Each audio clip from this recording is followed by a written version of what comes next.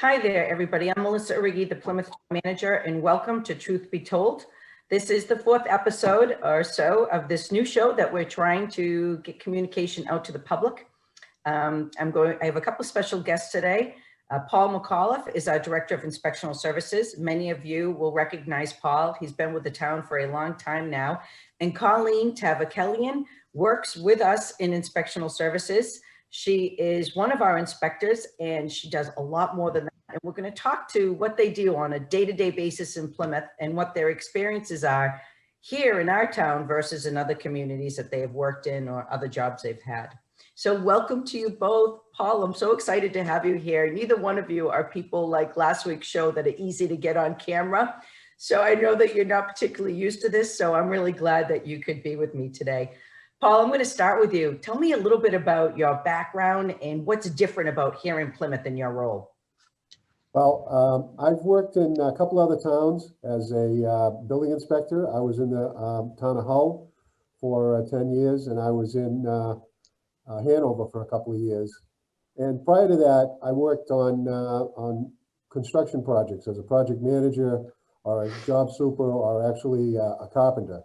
So my experiences have been from both sides of the coin here, is that in some cases I'm enforcing, and in other cases I'm working towards the projects that we're working on. Here in Plymouth, one of the things, of course, is Plymouth is such a large town, approximately 105 square miles, and there's so many zoning districts and so much going on here. I mean, we're talking about little tiny cottages on a pond down in South Plymouth versus a nuclear power plant. So there's just a lot of things that go into a big place like Plymouth. And in a year, I mean, we can see so many different things going on. I mean, we do approximately 8,000 to 10,000 permits a year. So we're talking about small permits where somebody is replacing shingles and some windows to what's happening right now where they're dismantling the power plant. So it's very varied. There's a lot going on, and I have to admit that the people in Plymouth have been very welcoming to me, very welcoming to the building department. We do have some glitches, but I would say on the whole, everybody does their best to work together. Yeah, no, that's good to hear. Paul, you have worked on massive projects since you've been here. From residential projects, of course, we all think of the Pine Hills as well as Red Brook, to other large commercial projects. I mean, you were here when they worked on Colony Place. The Amazon project has been yours. How do you decide as director which projects you are personally going to review and which ones you farm out to staff? Well, in terms of plan review, I pretty much look at the original plans for most projects. I would say on single family dwellings and single family remodels, I'll have somebody in the staff look at those in terms of review. If they run into any questions or problems, they always bring them to me. But as far as the bigger projects, we use like a collaborative effort. I have Paul Vecchi here, who's been one of our inspectors for over 30 years. His knowledge and experience is tremendous. So anything like when we were reviewing the Amazon project, which is very unique also.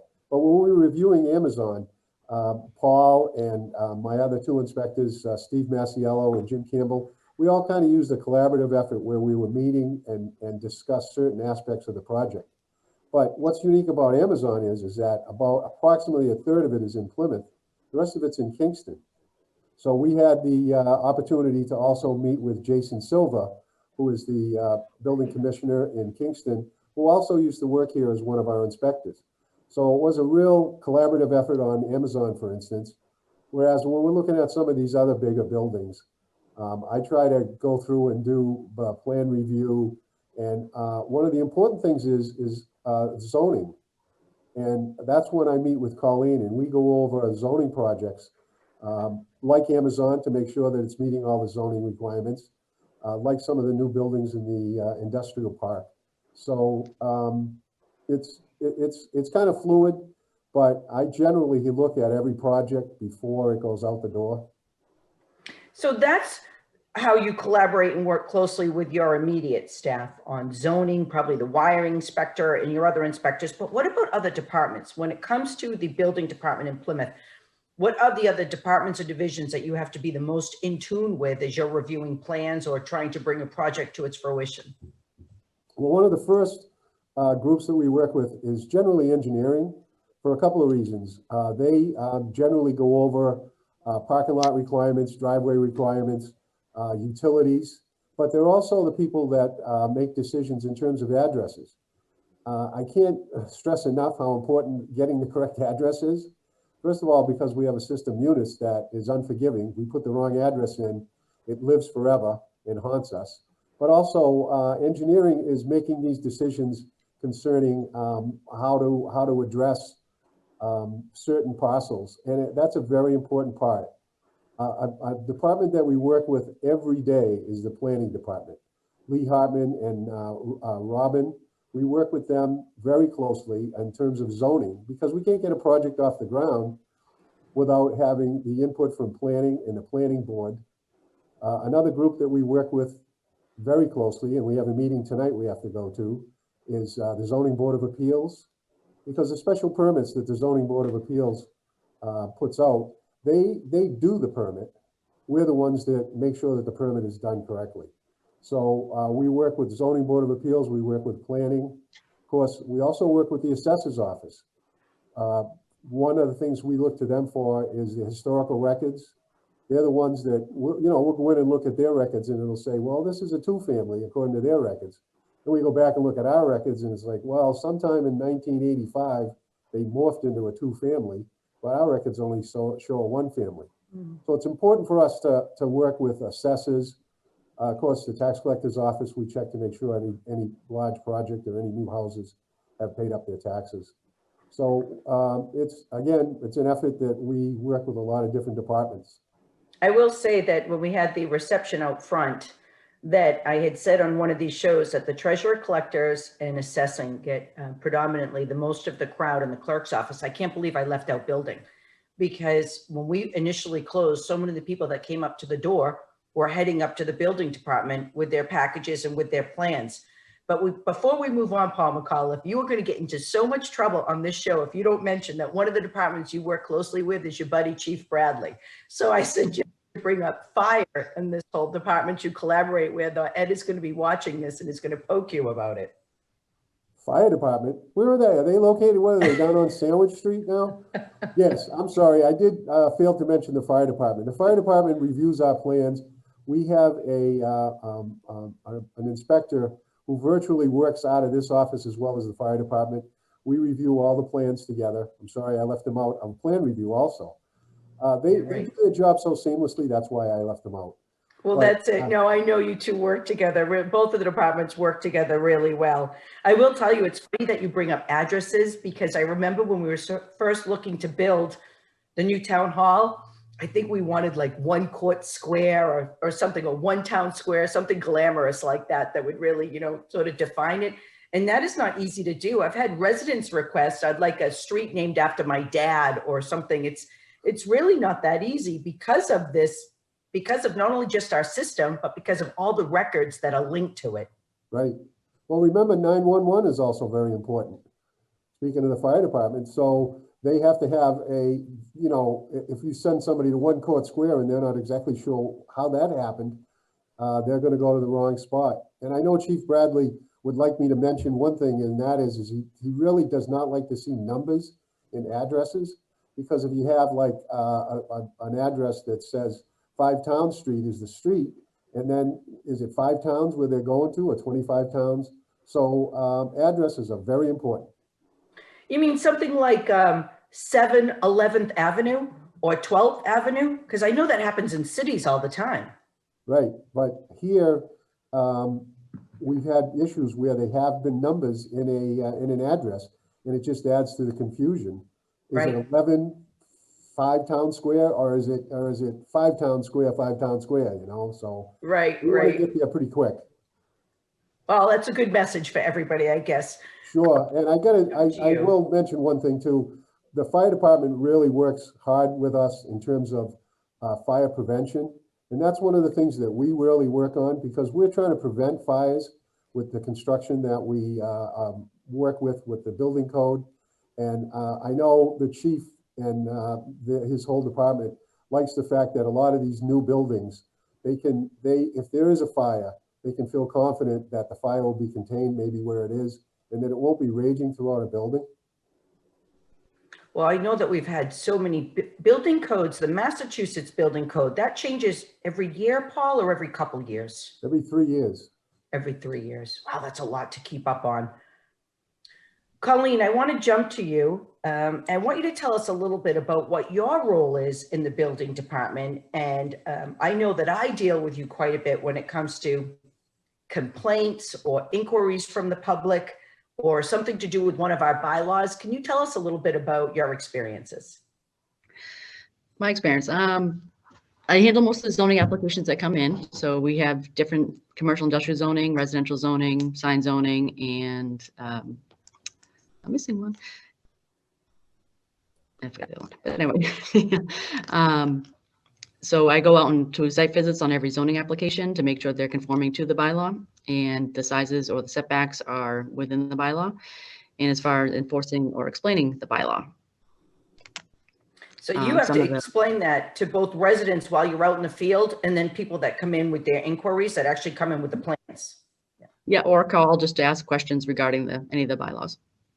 And some of the, I don't want to say odd on the show because everybody's inquiry is important, but certainly you through the years have received some requests from upset neighbors about something that is going on. Anything from, I remember that you and I worked on, one neighbor was upset that another neighbor down the street, she felt was violating our zoning because there were just yard sales day after day after day. Then the neighbors were then calling it a business.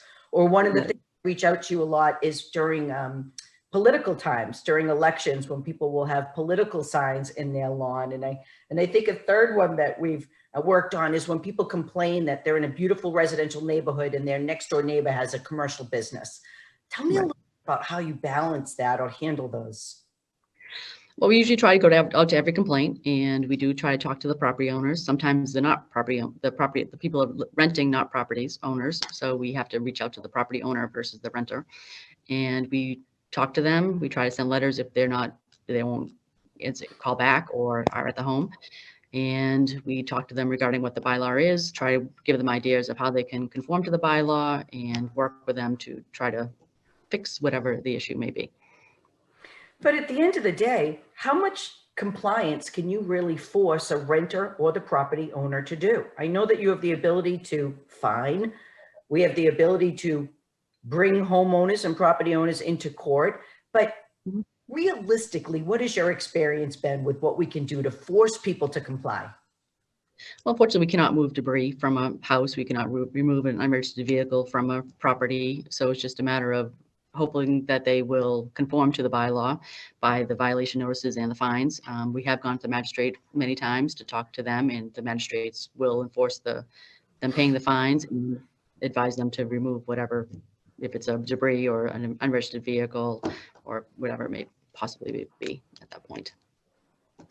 So the examples that I'm thinking about are the ones where we have heard from neighbors, and you and I know many of these addresses by heart over and over, and they're frustrated with their government because they're saying, you as town manager and you as the building department and you as, whatever other department, why can't you fix whatever is happening next door to me? And the real reason is that if people are going to comply with our bylaws through maybe fines, through warning letters from the government, from visits where we try and explain it, what, 90% of those people, 95% will comply. But you always have those certain individuals that they are not going to do that.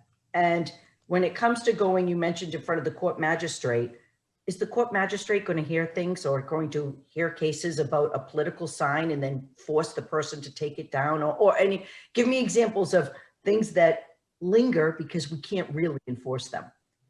Some of them are political signs. That was definitely a big issue this year, just with the contention of the election. But they have finally actually removed a lot of the signs, finally, with notices.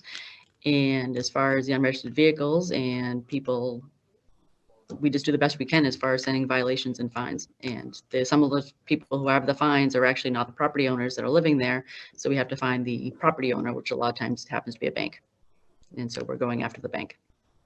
Right. Well, that's been interesting when we're dealing with the banks. I know on a recent case, it took a long time to research. It's an abandoned property. It had squatters that had moved in. We don't believe there was running water. It was really difficult to find the bank that was keeping up on the taxes. It wasn't an easy path. And at the end of the day, they don't want to clean up the property. The property has become so, I have trouble with this word, dilapidated, that there's also material on the site that is questionable, that I don't think the bank wants to assign somebody to take over and physically clean up the property. But Paul, that does happen occasionally, right? The bank will assign somebody that will actually physically bring a team in to do that. That's correct. A lot of times the bank will set right out, once they actually foreclose or take the property, they'll set right out and have a local vendor who will take care of the properties. What a lot of the banks are doing now is they're threatening to foreclose. They're saying they're foreclosing, but they don't. So what we find out through the records in the Registry of Deeds is that, in fact, the person that's moved to California and abandoned the property is actually still the owner. And we've had that in a couple of different cases.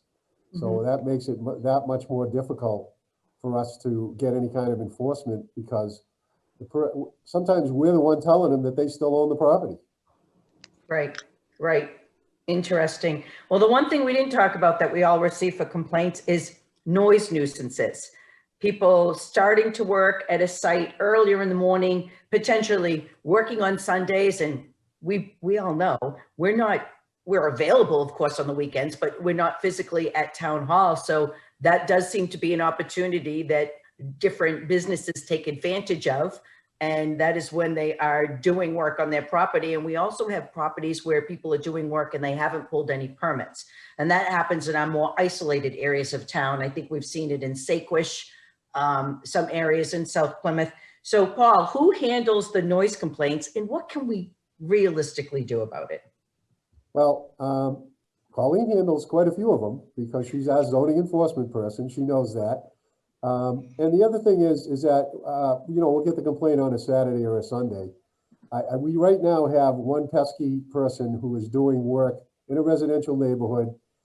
He brings his trucks and brings some people there, and they set up some automatic materials and like hammers and saws. And we haven't been able to catch him yet, but we're still trying. Like, I'll drive by that on a Saturday morning. So I guess sometimes it's just, being there at the right time and catching somebody doing stuff. And we've issued fines to this person and they're fighting the fines. So, and it is a difficult thing, people working on Sundays. Again, like you pointed out and Colleen pointed out, a lot of times it's will somebody comply or will somebody just thumb their nose at us? And you know what, that's like that with so many of our general bylaws also. It's not just with you and the zoning. And I understand we do have some teeth in these bylaws. There is the ability to fine and hopefully down the road collect these fines, but to actual force that compliance, it's the same with some of our general bylaws. Because we receive call in the town manager's office and say, well, there's a bylaw on the books about that. Can't you just go out there and make the person do that? And the answer is really no. And many of our general bylaws don't have even fines attached to them. The last thing I just want to mention before I let you both off the hook a little bit is tell me about how we deal with, or maybe we can just talk about our experience with neighborhood disputes. Because I'm finding more and more with all the building going on in Plymouth that you might move into an area, may not have researched that that lot out front is vacant and could be built on, or you've been using that lot next door for years to park your car on it because you thought it was, town owned or sort of no man's land. And now all of a sudden it's being cleared and then the house is going on it and your privacy has now disappeared. How many of those do you get and what can we actually do about it? Colleen, do you have a feeling for that? I know we work together on all of these things, so.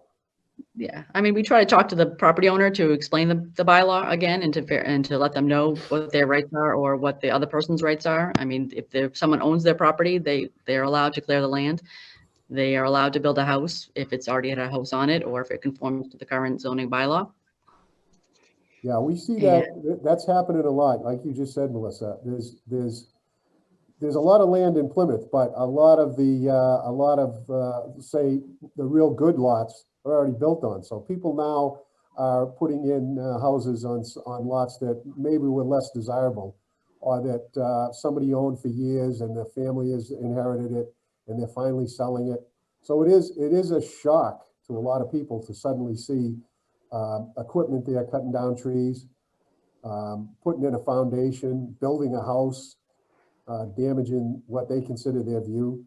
Um, it's almost an impossible situation because the people that are already there feel that that this is like a violation of their privacy, a violation of their view. And unfortunately, there's not a lot we can do. We try to get people, and Colleen is very good at this, try to get people to work together. But it comes down to what I often say, which is you can divorce your spouse, but you can't divorce your neighbor. So you're better off trying to get along. We've all established some expressions that we use in government. Hadn't heard that one before, Paul, but I'm always telling people, be careful if you invite government in, because there may be things that you're complaining about that you don't like your neighbors doing. But once you invite us in and we start to see what everybody is doing, and I'm thinking about some of the illegal use of golf carts, they were a little frustrated in a certain part of town when neighbors were doing things they didn't like. So they asked us to come in and asked us to come in. And when we finally did, we observed a lot of things that we then had to go after. So it's sometimes you have to be a little bit careful. And sometimes you have to realize that it can just be a civil matter between two residents where your government truly doesn't get involved. It's not that we don't want to help everybody. We just don't have a role in it where we can enforce anything. So I think it's important to say, because it happens more often than people would think. And boy, we all have stories that we'll be able to tell someday,